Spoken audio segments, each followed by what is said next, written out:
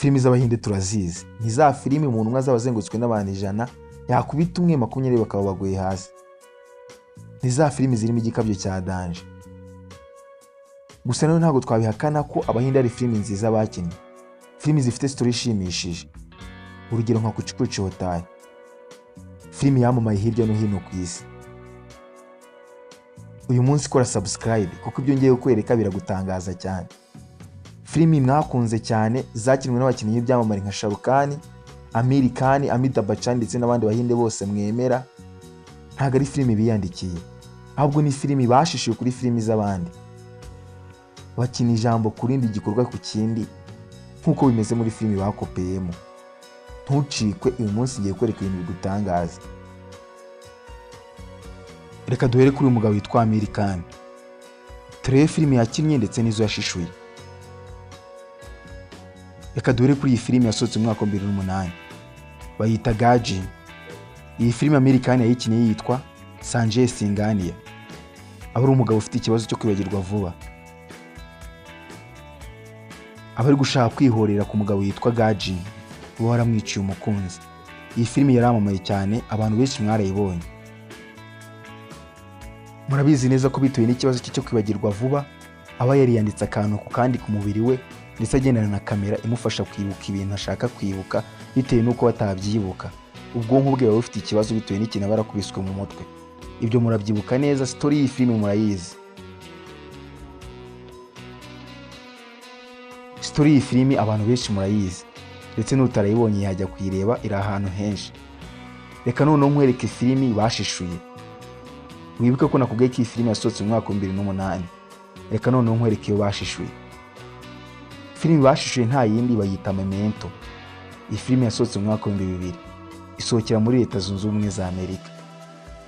Iyi filimi barayishishuye neza, bayisubiramo ijambo kurindi igikorwa ku kindi. Icyo bongeyemo ni indirimbo z'Abahinde. Ushobora kugira ngo ndi ukubeshya, gusa nawe genda ubyirebere. Izi filimi zombi zirasa. Reba main character w'iyi filimi, reba ku mubiri we, urabibona neza ko afite amatatuwaje neza ameze nka Sanjay Singhania.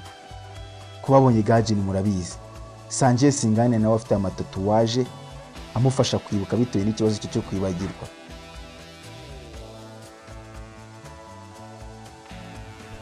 Abahinde baragiye basubira mu iyi filimi. Reba main character, reba kamera afite. Murabizi neza ko no muri Gaji ni Sanjay Singhania bafite kamera imufasha gufata amafoto amufasha kwibuka.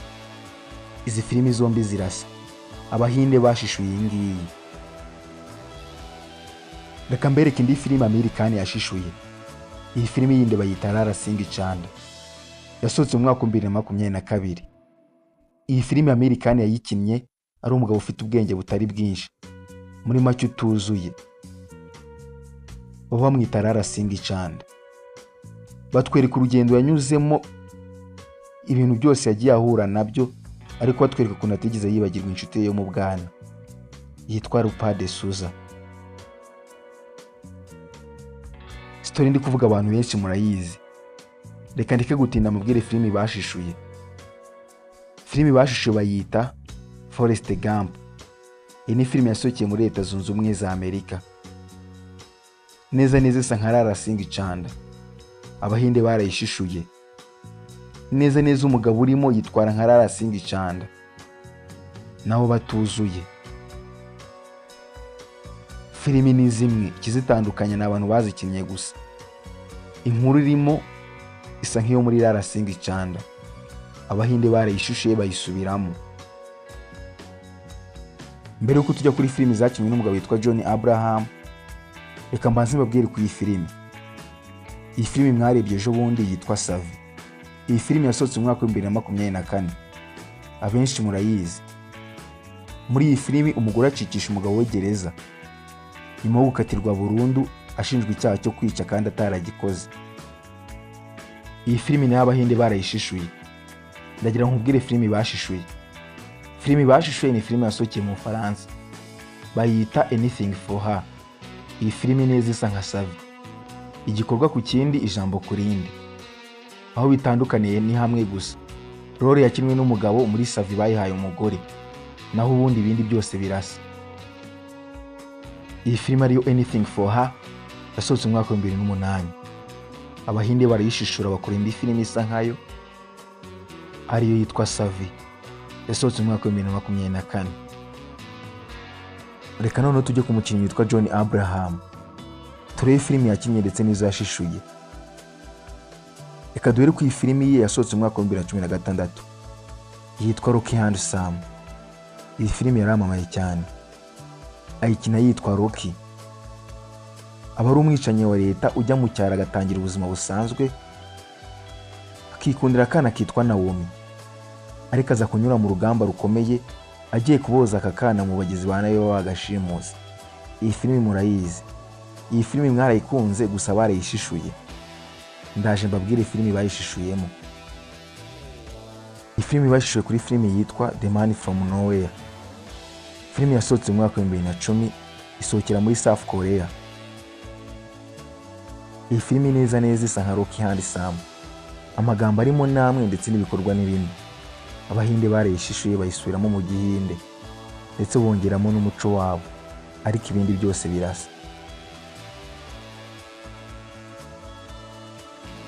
Ushobora kuba warabonye Rocky Handsome ikagushimisha ukavuga ngo Abahinde bazi kwandika. Reka ibyo ntitubihakane, ariko iyi filime yo bayishushuye kuri iyi filime y'Inyakoreya yitwa The Man from Nowhere. Icyo ntabwo twagitindaho, barayishishuye bayisubiramo uko imeze, igikorwa ku kindi, ijambo ku rindi. Icyo bongeyemo n'indirimbo zabo zonyine. Si iyi filime yonyine John Abraham yashishuye, ahubwo ni iyi filime yitwa Zinda yasohotse mu mwaka wa 2006 yarayishishuye. Muri iyi filime harimo inkuru y'umugabo bafunga imyaka 10 yose nawe atazi icyo azira, yarekurwa agatangira urugendo rwo kujya gushaka bamufungishije kugira ngo yihorere. Iyi filime nayo barayishishuye, bayishije kuri filime y'Inyakoreya yitwa Old Boy yasohotse mu mwaka wa 2003. Neza neza izi filime zombi zirasa. Abahinde bashishuye filime y'Inyakoreya bayisubiramo uko imeze. Sinakomeza ntababwira kuri filime yitwa I Bharat yasohotse mu mwaka wa 2019 ikinwa n'umukinnyi w'icyamamare witwa Mahesh Babu. Ntabwo nakomeza ntibabwiyeho. Filime y'umusore uza agasimbura se mu buyobozi agahindura ibintu byose agatengwa bamushyizeho ko babazi kazagendera munsi y'ibirenge byabo, ariko bikarangira igihugu agishyize ku murongo ndetse ruswa baba barimitse akayikuraho. Iyi filime yarakunzwe cyane. Kuba iyi filime ifite story nziza ntabwo twabihakana, gusa Abahinde ntabwo aribo bayanditse, ahubwo iyi filime bayishuje kuri filime yitwa Ode to My Father yasohotse mu mwaka wa 2014. Abahinde barayishishuye bayisubiramo, gusa bongeramo igikabyo cyabo n'umuco wabo, gusa story ntabwo aribo bayiyandikiye, bayikopeye muri iyi filime yitwa Ode to My Father. Reka tujye kuri Hrithik Roshan. Abantu benshi baramukunda, ariko bamukundira cyane filime yakinnye yitwa Krish. Tugiye kureba filime yashishuye. Reka tujye ku iyi filime yasohotse mu mwaka wa 2014 bayita Bang Bang. Muri iyi filime Hrithik Roshan aba yitwa Rajveer, aza kwiba diyama irenze yitwa Koinor, bigatuma higwa na polisi ndetse n'abagizi ba nabi. Gusa akaza guhura n'umukobwa witwa Harirene akamwinjiza mu isi yogora yiruka bagatemberana imijyi myinshi, ariko higwa n'abo bantu bose. Iyi filimi ni nziza cyane pe, gusa yarashishuwe. Filimi bayishishuye bayita Night and Day. Filimi yasohotse mu mwaka wa 2010. Iyi filimi yitwa Night and Day yakinnye n'umugabo witwa Tom Cruise ari kumwe n'umukobwa witwa Cameron Diaz. Iyi filimi Hrithik Roshan yarayishishuye akina filimi yitwa Bang Bang. Yego ntabwo bisa neza 100%, gusa story ni zimwe. Hrithik Roshan yashishuye filimi yitwa Night and Day akina filimi yitwa Bang Bang. Ni ibintu bigaragara kubazibonye zombi barabizi. Si filimi yonyine, ahubwo ni filimi yitwa Kabiri yasohotse mu mwaka wa 2017. Hrithik Roshan yarayishishuye. Iyi filimi Hrithik Roshan ikina yitwa Kabiri. Aba ari impumyi akazana umugore w'impumyi, ariko umugore w'impumyi bakamuhohotera bamufashe ku ngufu bigatuma yiyahura, bityo akajya kwihorera. Iyi filime yarayishishuye. Bajya gukora iyi filime yitwa Kabir, bahuje filime ebyiri.